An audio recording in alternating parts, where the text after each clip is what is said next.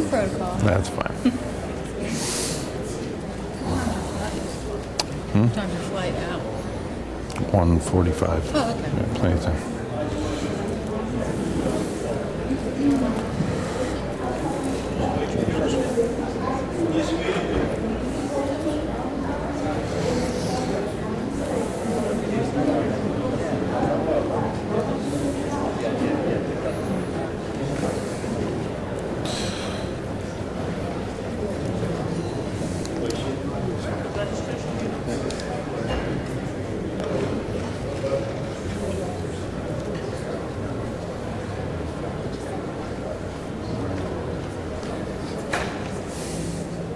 Good morning. Good morning. How's everybody doing today? Great. My name is Pam Mulcahy, and I am the Director for Supply Chain Management with Dominion Resources. Really delighted to be here today and appreciate the opportunity. For those of you who are not familiar with Dominion, we are an investor-owned utility operating in Virginia and portion of North Carolina on our electric side. We also operate in the gas space in Dominion, East Ohio, and in West Virginia and Pennsylvania. But there's a little project going on in Maryland that you guys might be interested in. So today, Dominion has asked us to come and talk about our exporting of liquefied natural gas and the project that we have going on at Cove. So I'm particularly pleased to be able to introduce Randy Marshall, who is with Kiewit. We have a joint venture partner with our EPC contractor, IHI and Kiewit. And Randy's going to talk we only have 30 minutes, so he's going to give you a very high-level overview of what the project timeline looks like, where the opportunities are, how to get registered on our website, and hopefully at the end, we'll go through a series of slides. At the end, we'll be able to answer any questions. But before I turn it over to Randy, I want to also let you know that Dominion, my organization, is actively seeking additional vendors. We have a booth around the corner. It's booth number 21. We have some literature we can provide about how to get registered on the Dominion web portal as a supplier, and a list of opportunities where we are actively seeking business partners. So with no further ado, I'm going to turn it over to Randy and let's talk about Cove. So thank you. Thanks, Pam. Appreciate it. Can everybody hear me all right? I got kind of a loud voice. Do I need the microphone or no? All right. Like Pam said, I'm Randy Marshall. I am the procurement director for the IHI Kiewit Cove Point project, which means every penny that's kind of spent and every contract that's let out will go through me in one way, shape, or form. So now that's dangerous for me to put that out there because every one of you will want to speak to me after this, I'm sure. So that being said, my job right now is to get the word out and we've made a commitment to Dominion and to the local community to provide as much opportunity to the local and diverse community as possible. We do not have, and before you ask the question, we do not have a contractual obligation to do so. We do not have a quota or a benchmark to meet. But what that means is that the opportunities are endless for you. It's not something that we're doing it because it's a core value for Kiewit and for IHI and for Dominion, in that we want and need the local community to be successful on this project and also the diverse community as well. So it's a core value of ours that we share across all parties to extend as much opportunity and get as much impact from the local and diverse community as possible. Some background on the project itself, not really sure how much you know or don't know about it. It's a LNG facility. And LNG basically is taking gas, natural gas, liquefying it, putting it in ships so it can be exported in ships around the world. There's two major clients that Dominion has signed up, and only two that are going to be buying all the LNG when it's produced. And our job is to make this existing plant, which has been an import facility, into an export facility. That's basically the gist of it. The way you do that, the way you ship gas, if you don't know, is to make it really cold and basically freeze it down. It turns into a liquid, and then you can pump it just like you can water or any other liquid. So we got involved with this front-end engineering about a year and a half ago, I think, or so. And what that is what's called a fee. We got paid to give them a rough order of magnitude and an estimate for what it would cost to build this job. That was a joint venture between IHI and Kiewit, and I'll tell you what those two entities are here in just a minute. Engineering, procurement, and construction, we were awarded what we call the EPC contract in April, and it was awarded to IHI Kiewit Cove Point, which I'm a part of, which is a joint venture between U.S. Kiewit Energy Company, which we are out of Omaha, Nebraska, is our home office. I actually live in Kansas City, and IHI E&C International. They're the engineer of record for the job. So they're doing all the engineering. The procurement comes through the joint venture, and then Kiewit generally is the big constructor on the job. So that's kind of how it's divided up. We are scheduled to begin actually putting shovels in the ground in June of 2014. So we're not even out there yet doing any work, nor are we allowed to by permits. So, and we do share a commitment to, above all else, safety.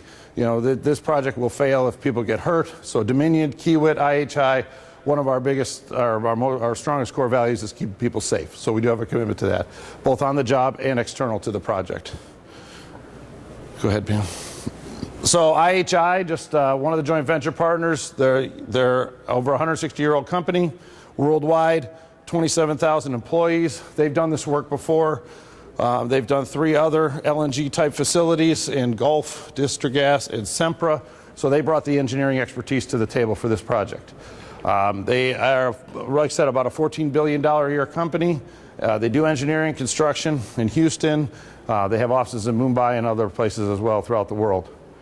Kiewit, which I am actually a direct employee of, is a 125-year-old construction company. Started as a brick company in Ohio. Now we do major, we're about an $11 billion a year company, oil and gas, energy, power, transportation, you name it. Kiewit builds it pretty much in North America. Pretty much just a North American company, Canada and the U.S., with a small presence over in Australia right now. We are owned by active employees, so we think like owners of a big company, so the people that run it. Strength through core values, and like I said, we are one of the largest privately owned equipment fleets in North America as well. So gives you a little background on what IHI and Kiewit are. We came together to join, and you guys have not seen a picture of what the site looks like. This is the actual Cove Point site that's existing. This is the jetty out in the harbor there, the bay. The 2 significant areas that we circled here are what we call our laydown area and barge unloading. And they're significant because there's going to be work going on there. The laydown area is a forest right now for the most part. We're just going to be excavating, clearing, grubbing, getting that warehouses put up there for storing all the equipment and things that are being shipped to the site. As well as we have a barge unloading, which is in Solomon's Landing, about 5 miles from the site, that we're going to be deep water dredging and getting a barge unloading facility set up there for major pieces of equipment coming. So that's another area of work that we're going to highlight for the area as well. What county is this in? Calvert County. Is that right? Calvert County? Yeah. Okay. As you can see here, what to take note for this is inside the red is the area we're going to be building in, and we are restricted to the area in red to be building in by permit, by code. Dominion actually owns pretty much all the land here, but it was also turned over to a environmental conservatorship to as part of the deal, if you will, or permitting to build this project. So we've oh, that's nifty. Obi-Wan Kenobi. So we are only going to be building within this. As you can see, there's a lot of a lot of excavation, clearing, grubbing, just to even get the site ready for us to start building on. So the issue, one other issue, if you go back one slide, Pam, is just showing, the laydown area is 1.5 miles up the road. So some of the early work, which we'll talk about, is actually getting Cove Point Road ready for transportation as well. So that'll be a Dominion early work that you could talk to them about. What the relocation of utilities, widening the road, those sort of things. We'll kind of hit on some of those things here in a minute. Go ahead, Pam. So our basic project schedule, like I said, in April, just this past April, we were awarded the project and we started off in engineering. What we're currently doing right now from a procurement standpoint, buying major engineered equipment, long lead time items, things that are built, GE transfer, GE combustion turbines, steam turbines, power block, power plant, engineered one-off pieces of equipment. So that's what our current attack is to get these major pieces of engineered mechanical and electrical equipment bought so that we can meet the schedule that are the things that take 2 years to build, right, fabricate.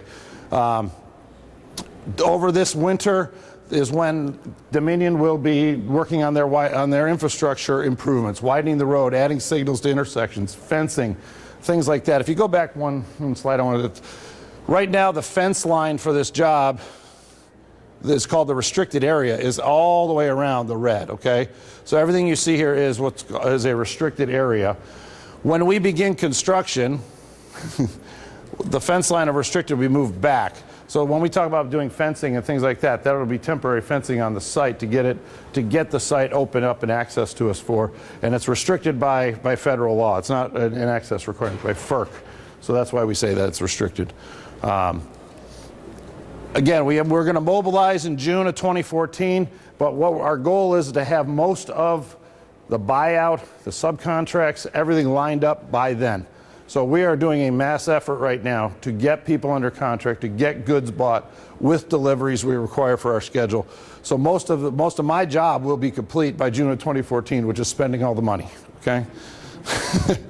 Our goal is to be complete in March of 2017 with construction. We'll start turning systems over to Dominion, and then by 2017, they'll start pumping natural gas through this thing, and the commercial operation will begin, if we've done our job right.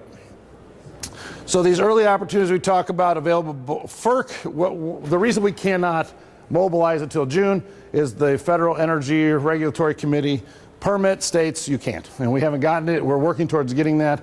So, but FERC is the government entity, that oversees this entire thing. So they tell you when you can go to work and when you can't.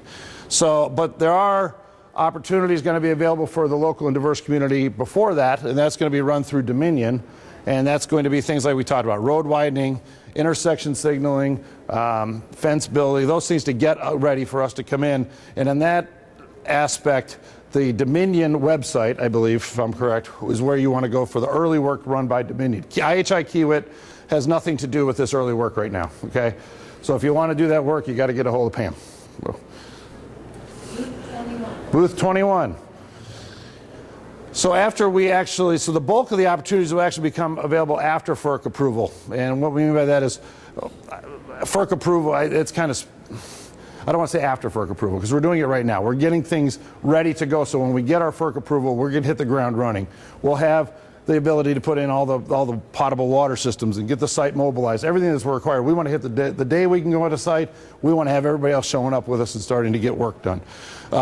These are going to be things, like I said, subcontractors, material supply, and service and testing agencies. It's really where we broke it down.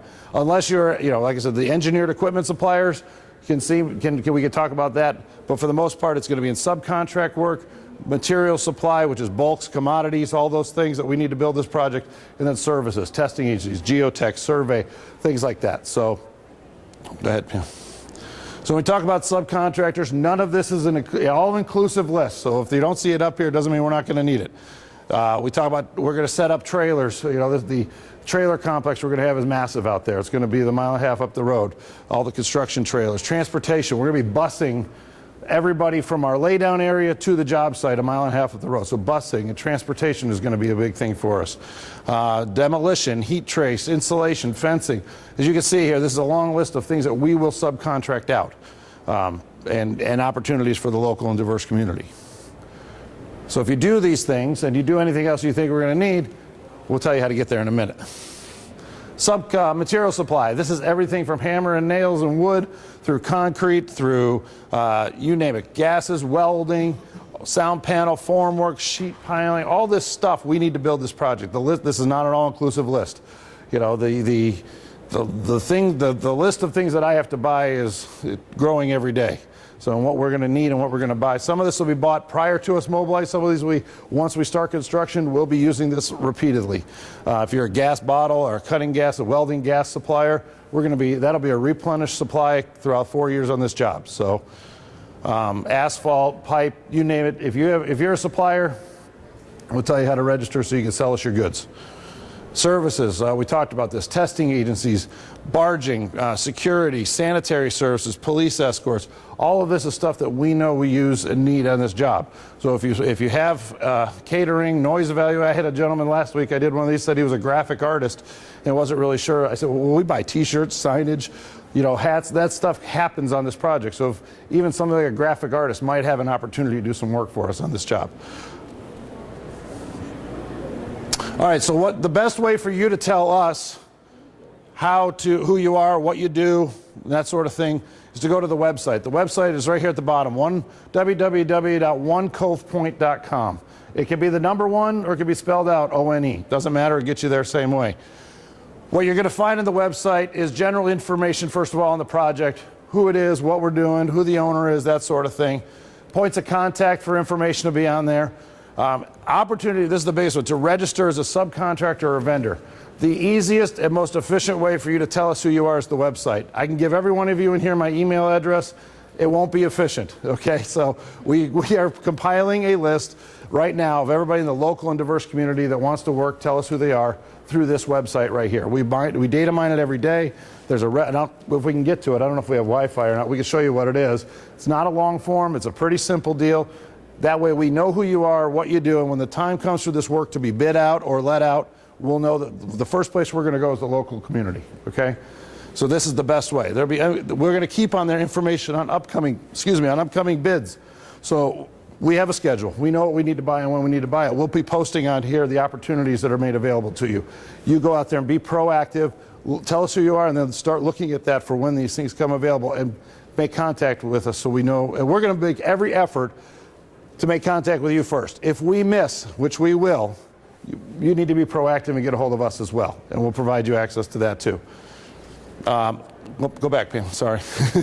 How's my time going? All right, we're going to keep info on there and updated traffic impacts, places to submit questions, status of the project. You'll be able to look on there and see video of progression, maybe some time-lapse videos, some pictures. So you're in the local community, you know what's going on behind the balls, right? And we're also going to have places where if you're a local member has real estate for rent or something like that, well, there's going to be a place for you to post it there as well. But onecovepoint.com, this is your main avenue and thoroughfare to get us your information. I encourage all of you to go there today and register so that tomorrow I know who I'm talking to. So construction jobs, majority of the construction jobs, the actual will be provided, this is a union job, so we will be provided out of the local union halls, the trades. But there is opportunity for positions for permanent employment in the site offices. The applicant flow log we maintain at the site for walk-ins. If you're interested in working for Dominion at the job, I'd say you get a hold of Pam, and she can route you in the right way. And the website will list upcoming bids for all subcontractors as well. Okay.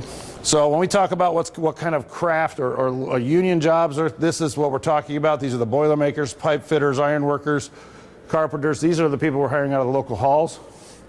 But these are also going to be job opportunities that are made available out there as well through Dominion for receptionists, document control, payroll clerks, even when we mobilize, we'll be hiring direct people from the local community to serve these needs as well.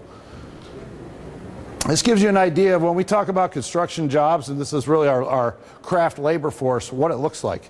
We have two real big peaks in here in the second quarter of 2015 and the second quarter of 2016, or the second quarter, and those are upwards of over 1,000 craft labor at the site. So what does that mean to you? They got to eat. They've got to. The one lady I talked to last week had the local liquor store. That is huge for her. So they got to have places to live. They're going to have transportation needs. And I don't know without I'll have the opportunity to talk to everyone what you guys do. But this gives you the growth and the economic opportunity that's going to be made available by this job. The majority of the construction jobs will be through the local unions. We talked about that, but my job is to get out to know everybody. The business outreach that we're doing help us ensure opportunities are made available to you guys and gals, and an opportunity to tell us who you are, what you do, and how you can benefit us on the project. The website, again, we keep saying that'll be the primary place. We have some goals on this job. Health and safety, we talked about that. A key core value is that nobody gets hurt. Whether you're driving on Cove Point Road or you're working on the job site, we want to make sure that the community and the workforce is safe. Environmental compliance, you know, we have strict environmental requirements in this job. This is the biggest one that I like to highlight is be a good neighbor and positive community involvement. This will not be our last job in this area. It's certainly not our first job in this area. Dominion's going to be here forever. The last thing we want to do is be a bad neighbor. We want to make sure that the local community is getting the opportunities they deserve or require.